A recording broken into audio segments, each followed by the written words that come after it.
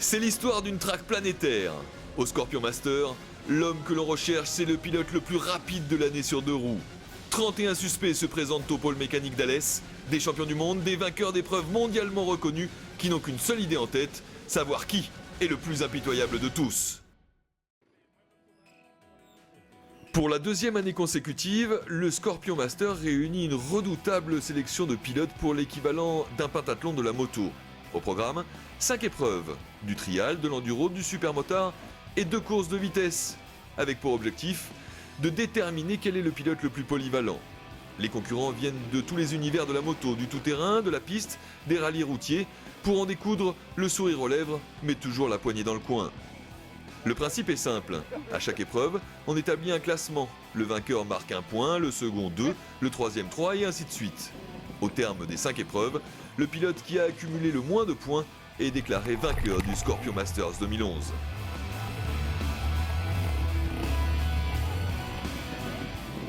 Le succès de la première édition a largement franchi les frontières, et parmi la ribambelle de pilotes mondialement connus figure Takahisa Fujinami, l'ancien champion du monde de trial, séduit par la variété des exercices imposés.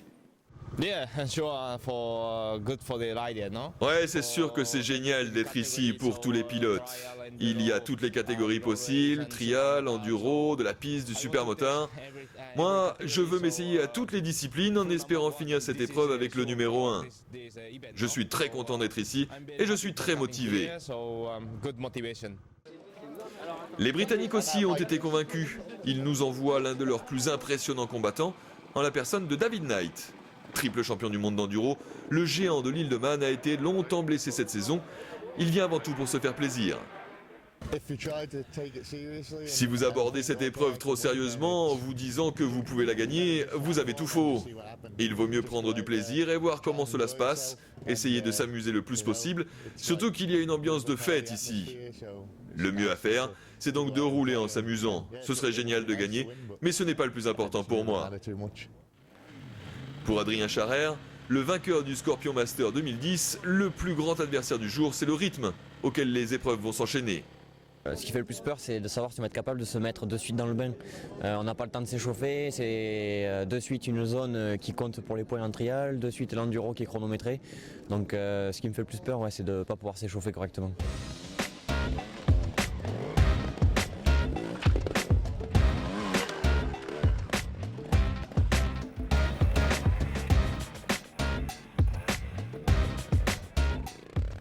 Le plus attendu sur l'épreuve de trial, c'est évidemment le japonais Takahisa Fujinami. Malgré l'augmentation sensible du niveau de difficulté du parcours par rapport à l'édition précédente, le champion du monde 2004 survole littéralement les obstacles et avale les 2 zones en quelques dizaines de secondes. Cette fois, le ton est donné, Fujinami s'installe logiquement en tête du classement.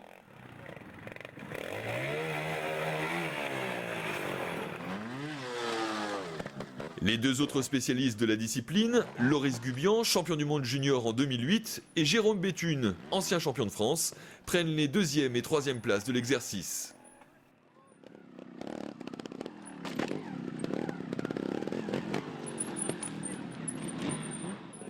J'ai putain de stress en fait là.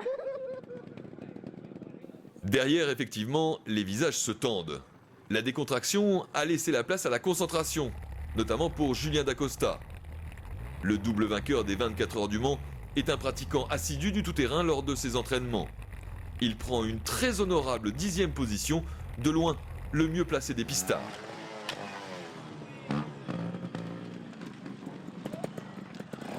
D'autres se montrent plus ambitieux, mais le terrain n'accordera aucune galanterie à Ludivine Puy.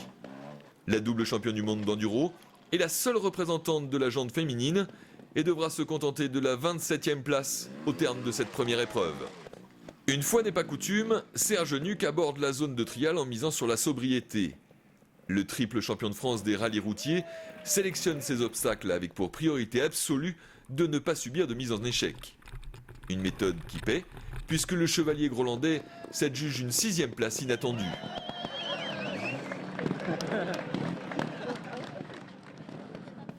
Après avoir parfaitement tiré son épingle du jeu, Nuc met un point d'honneur à apporter son soutien à un Boris Chambon en délicatesse avec la discipline.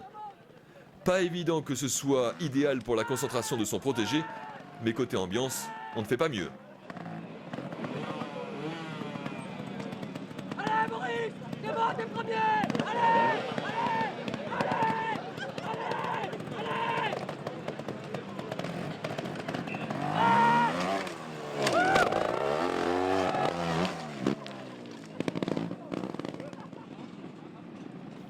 Mention spéciale pour David Knight. Le Britannique, qui a beaucoup pratiqué le trial dans ses jeunes années, se classe 4e de l'épreuve, derrière les 3 spécialistes de la discipline. Il confirme ainsi d'entrée de jeu ses ambitions. Knight 4e devance Jérémy Joly, Serge Nuc, Marc Germain, Olivier Bénard, Fred Bollet très appliqué et donc Julien Dacosta.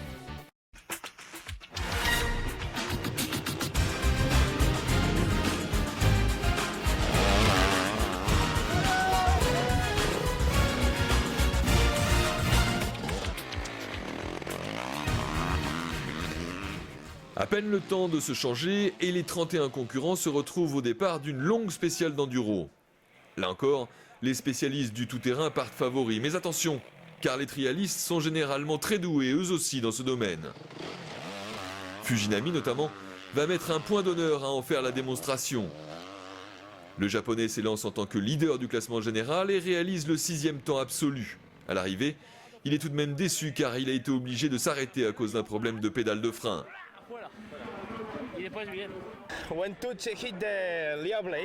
J'ai touché quelque chose avec la pédale du frein arrière qui est restée coincée sous le moteur. C'est arrivé à peine 2 minutes après le départ. J'ai été obligé de m'arrêter pour tirer la pédale de frein vers l'extérieur. J'ai perdu au moins une quinzaine ou une vingtaine de secondes à cause de ça.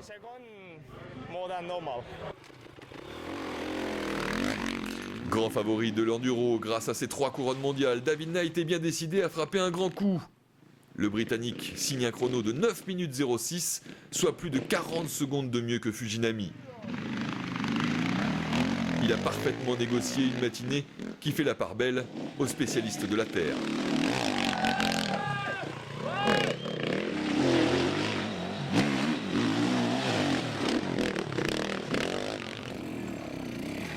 Mais tout champion du monde qu'il est, Knight se fait subtiliser le meilleur temps par Pierre-Alexandre René. Le Français, champion du monde de motocross en 2009, s'est ensuite converti à l'enduro et a terminé 3e du championnat du monde cette année. Ce n'est donc pas une surprise de le voir aux avant-postes. Et avec 3 secondes 9 de mieux que David Knight, Pela, comme on le surnomme, remporte l'épreuve d'enduro. C'était vraiment mon truc, donc si je devais en gagner une, c'est celle-là. Donc j'ai essayé de j'ai donné le maximum et puis David était pas loin, donc heureusement que j'ai poussé. 4 secondes sur 9 minutes, c'est vraiment rien du tout. Donc maintenant très content et j'aurais gagné une épreuve. Adrien Charrer, quadruple champion du monde de supermotard, a donné la priorité à sa discipline. Comme les concurrents sont obligés de négocier l'enduro avec la même machine que l'épreuve de supermotard, le détenteur du Scorpion Master 2010 s'élance avec une moto pas forcément des plus agiles en sous-bois. Il réalise tout de même un honnête 8e temps, mais il reste pour le moment à la porte du top 10 au classement général. Il pointe au 11e rang. Parmi les sensations de l'enduro, on signalera l'incroyable performance de Dominique Aegarter, qui roule habituellement sur circuit, en Moto 2. Une semaine après être monté sur le podium du Grand Prix de Valence, le Suisse signe un retentissant 13e temps à l'attaque, de bout en bout.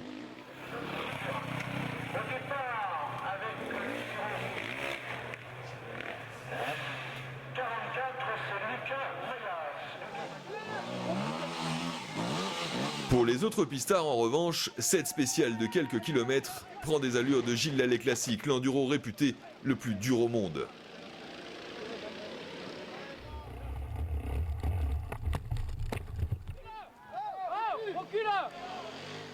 La palme de la figure la plus spectaculaire revient sans conteste à Alexis Masbou.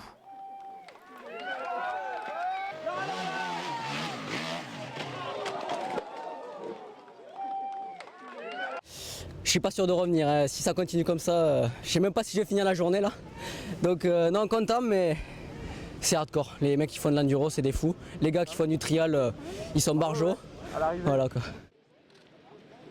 J'ai collé Masbou.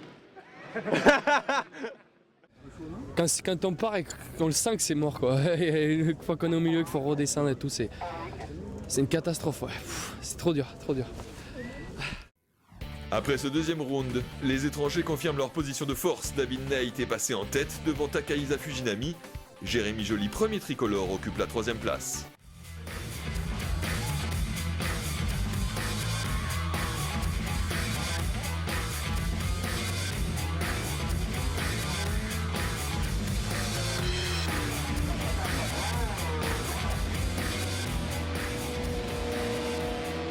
À peine le temps de souffler que les concurrents doivent déjà s'attaquer à la qualification pour la première course de vitesse. En bord de piste, accompagné de Régis Laconi, Cyril Després observe attentivement l'évolution des chronos. Le triple vainqueur du Dakar n'a pas été autorisé par son employeur à participer à l'épreuve compte tenu de son emploi du temps. Mais qu'on se le dise, Després sera un jour ou l'autre au départ du Scorpion Master. C'est vrai que j'aurais aimé participer à la fête. Maintenant, le Dakar est dans quelques semaines. On était à Narbonne hier pour roder les motos. Elles partent en direction de l'Argentine très bientôt. Donc voilà, c'était de profiter de l'occasion et de faire quelque part un coucou aux pilotes français aussi qui sont là présents sur ce week-end. Trial, enduro, supermotard, je pense que j'arriverai à m'en sortir. Maintenant, il y a la partie vitesse, là, les chronos qui viennent de commencer. Ça va un peu vite, ça rentre vite dans le virage et il n'y a pas trop de glissade avec les pneus slick, donc bon, il faudrait essayer, mais en tout cas belle initiative de réunir autant de disciplines. J'ai encore peut-être 2 Dakar et dans 3 ans j'appelle Laurent Coric et je viens. Vice-champion du monde 125 cette année, Johan Zarco a été l'un des pilotes les plus sollicités par le public. Blessé à la main une semaine plus tôt, lors du dernier Grand Prix de l'année, le Français a déclaré forfait pour les épreuves tout-terrain, mais il a tenu à être présent pour les 2 courses sur piste. Une belle brûlure sur le petit doigt et je préfère faire que la vitesse parce que je peux quand même conduire, alors que sur le tout-terrain il y a besoin sans doute de forcer davantage sur le guidon et ça me permet de me préserver pour la semaine prochaine 3 jours de test en Moto 2. Il y a plein de pilotes de renommée ici et de venir rien que pour le plaisir et s'arsouiller entre amis en fin de saison lorsqu'il n'y a plus aucune pression, je pense que c'est une bonne mentalité. Et pour corser l'affaire, Johan veut faire la démonstration qu'une 125 peut gagner face aux grosses cylindrées, un pari en forme d'adieu à la catégorie qu'il a fait connaître.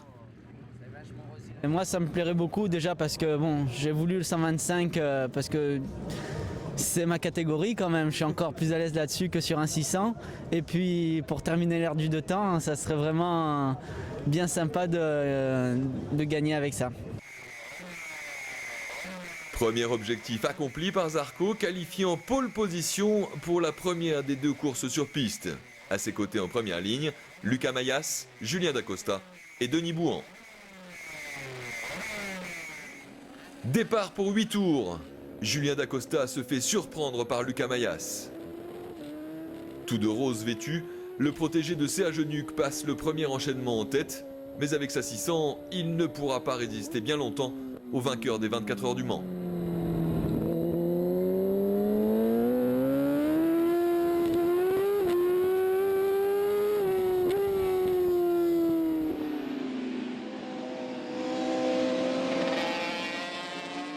Pour le plaisir, on revoit le départ à bord cette fois de la machine de Johan Zarco. Avec sa petite 125, le Français perd du temps sur les premiers mètres, mais se rattrape dès le premier freinage. Le voici 5e dans le sillage de Denis Bouhan, sur qui il va rapidement prendre l'avantage pour s'attaquer ensuite à Dominica Egarter.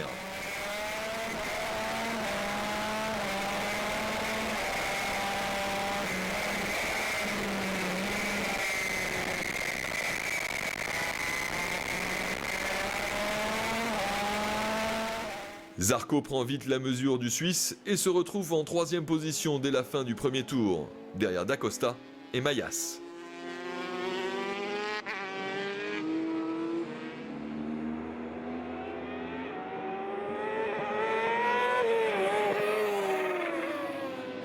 Un peu plus loin, la bagarre est plus feutrée entre notre confrère photographe Fabrice Lhéritier, numéro 45, et Pierre-Alexandre René avec son numéro 4. Même s'il n'est pas sur son terrain de prédilection, l'enduriste finit par prendre l'avantage. Il termine à la 20e place, juste devant l'héritier. Sur une piste encore humide, Julien Dacosta ne peut pas exploiter toute la puissance de sa machine. En deuxième position, Lucas Mayas continue de mettre la pression sur le leader qui ne laisse pas la moindre ouverture. Le bras de fer entre les deux hommes est magnifique. Pendant ce temps, dans le groupe des poursuivants, Denis Bouhan emmène dans son sillage Dominika Egarter et Serge Nuc. Le chevalier grolandais ne pourra pas remonter davantage dans la hiérarchie et franchit la ligne d'arrivée en 6e position, réalisant une bonne opération au classement général.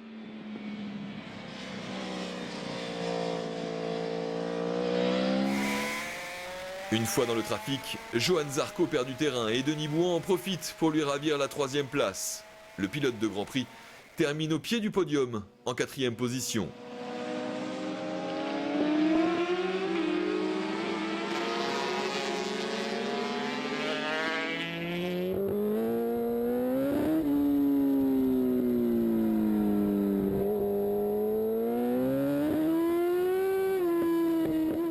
Pas d'autres changements à signaler dans le dernier tour, Julien Dacosta a résisté jusqu'au bout. Il s'impose devant Lucas Mayas et Denis Bouhan.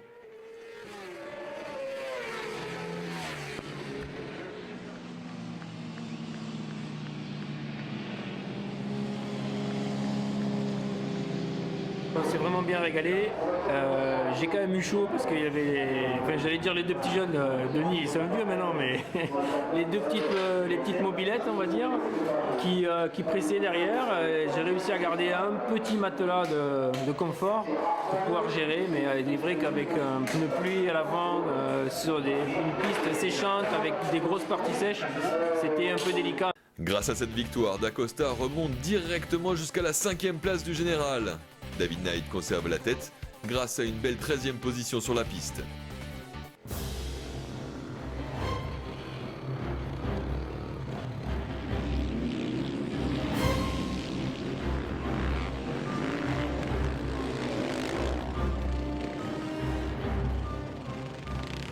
On change encore de registre pour l'exercice suivant, avec la course de supermotard. Pour cette épreuve, les concurrents doivent rouler avec les mêmes machines et les mêmes pneus que pour la spéciale d'enduro. Dans ces conditions particulières, c'est le champion 2009 des États-Unis, Sylvain Bidard, qui signe la pole position. Départ pour 7 tours et caméra embarquée avec le quadruple champion du monde de la discipline, Adrien Charrer, qualifié en 2e ligne. On note l'excellent envol de Dominika Egarter. Charrer se retrouve 6e dans la roue de Pierre-Alexandre René.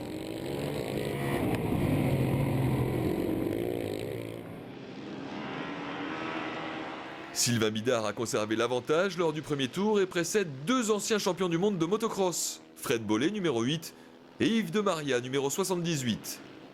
Bollé, 3e du classement général au départ de cette course, sait qu'il peut réaliser une très bonne opération en cas de victoire. Alors, Bobo l'attaque et passe en tête avant de creuser l'écart sur ses 2 rivaux. Bidard se retrouve sous la pression de Maria, mais le Marseillais ne trouve pas l'ouverture. Au 5e tour, après la chute de Bollé, les 2 hommes se retrouvent à la lutte, non plus pour la 2e place, mais pour la victoire cette fois.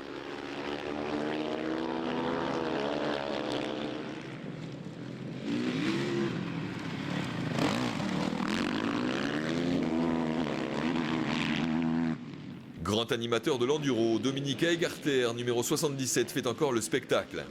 Parfois limite, le Suisse tient tête un long moment à Serge Nuc avant de lui céder sa 7e place.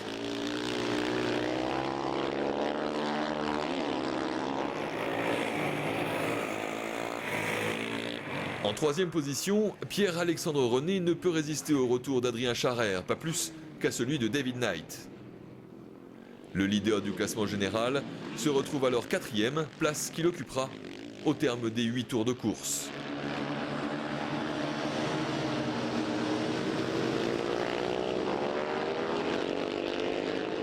À l'attaque du dernier tour, Yves de Maria subtilise la première place à Sylvain Bidard. Le triple champion du monde de motocross s'impose devant Bidard, Charrer 3e, David Knight et Pierre-Alexandre René. Le plus déçu reste sans doute Fred Bollé qui termine 8e en dépit de sa chute. J'étais en tête assez facilement, paradoxalement d'ailleurs. J'étais le premier surpris et puis je suis tombé tout seul un petit peu trop optimiste, je crois. Je voulais en mettre encore plus. Et oui, voilà. Au classement général, David Knight creuse l'écart avant l'ultime épreuve. Le Britannique dispose de 8 points d'avance sur Serge Nuc et Adrien Charrer. Tout se joue donc dans la dernière course, la deuxième manche de vitesse. On repart pour 8 tours et cette fois, Julien Dacosta ne laisse à personne le soin de mener la première boucle. Derrière lui, on trouve Denis Bouhan tout en jaune, Serge Nuc déjà 3e, Mayas, Aygarter, Zarco et Charrer au 7e rang. Fébrile, Serge Nuc commet une petite erreur et permet à Johan Zarco de prendre la 3e place. Le chevalier tombe au 4e rang, mais il reste protégé par Mayas, son coéquipier grolandais. Plus loin, David Knight est englué dans le peloton. Le Britannique doit batailler avec un Louis Rossi et une 125 qui ne lâche rien.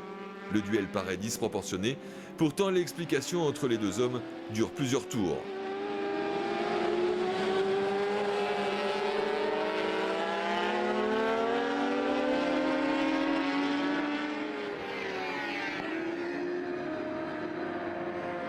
Un peu plus loin dans la meute, bagarre entre trialistes avec Jérôme Béthune, numéro 19, qui s'offre une belle passe d'armes avec son collègue Loris Gubian. Le tout en caméra embarquée faite maison. Les deux hommes évoluent au-delà de la 20e place.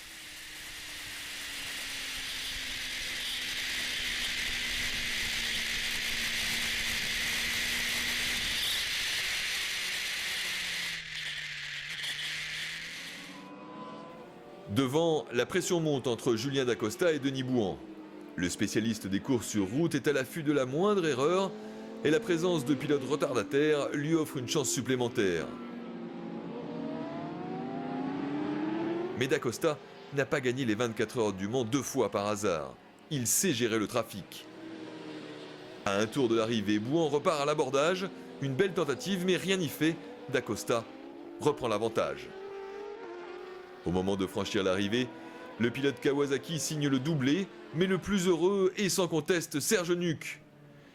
Sa 5e place, conjuguée à la 15e position de David Knight, permet à l'ambassadeur de Groland de triompher du Britannique. Énorme, vraiment une super journée. On s'éclate, cette course elle a vraiment été super bien pensée. Maintenant ils ont fait venir que des champions du monde et des super pilotes. Mais moi je suis pas un pilote, je suis chevalier. Donc la principauté a triomphé devant ces super grands pilotes. Voilà, merci. On va festoyer à la manière grolandaise, ouais. Poussez-vous s'il vous plaît. Laissez-moi retrouver mon pied. Allez les journalistes, on m'a toujours dit qu'il fallait arroser la presse si tu voulais avoir des interviews. Au terme de cette joute héroïque, Serge Nuc triomphe devant David Knight et Adrien Charrer. On trouve ensuite Bollé, Dacosta, Germain Bidard, le spectaculaire Dominique Aygarter, Pierre-Alexandre René et Lucas Mayas à la 10e position.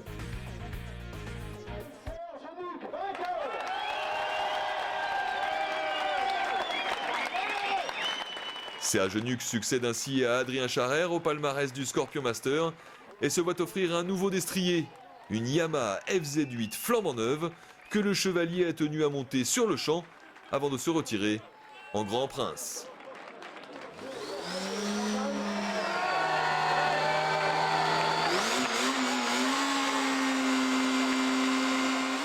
Surtout une grosse partie de plaisir qu'on s'est donné et il fallait être polyvalent et je pense que je suis polyvalent, c'est ma force. Une grande course assez prestigieuse, je pense qu'il faut savoir aussi tourner la page, j'ai 40 ans aujourd'hui, j'ai des enfants, un petit garçon qui roule déjà en moto, qui a un bon équilibre je pense, donc je vais peut-être l'aider aussi à continuer un peu. David Knight a séduit le public français par son pilotage évidemment, mais aussi par sa bonne humeur. Ça a été une longue journée. On a commencé tôt ce matin avec le trial, l'enduro et puis la qualification pour la piste, ensuite les 2 courses et le supermotard. Donc ça a été une grosse journée mais on s'est vraiment bien amusé. C'est super de voir autant de spectateurs. Même pour l'enduro, il y avait du monde partout qui nous encourageait. C'était incroyable. Je suis vraiment content d'avoir été invité.